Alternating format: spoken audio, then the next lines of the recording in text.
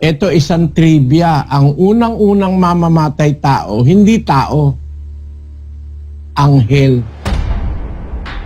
Is there any reason for an angel to be a murderer ng tao? May posibleng dahilan.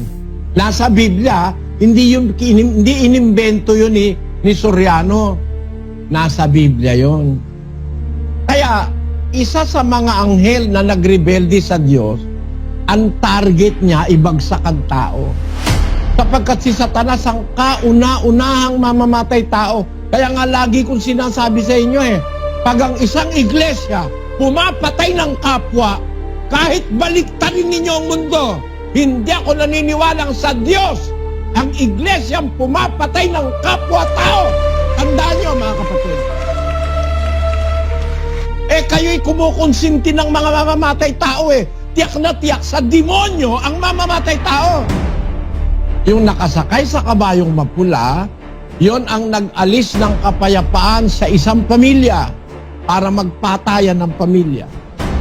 Nag-alis ng kapayapaan sa isang komunidad para ang isang komunidad magkakontra-kontra. Sa isang probinsya, sa isang bansa, at sa international scene. Kaya ngayon, puro kontra ang gulo.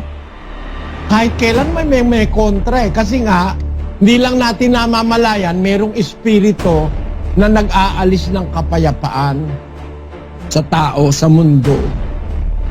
Pakukontrahin yung isa para magkagulo-gulo na. Ganun na nangyayari sa mundo. Kaya mga kapatid, alam niyo ba kung saan ang galing yan? Yung pagpapatayan na yan. Sa kauna-unahang mamamatay tao, mga anghel. Ayun, salamat. Diba kapatid na ang unang mamamatay tao, hindi tao? Mga anghel po.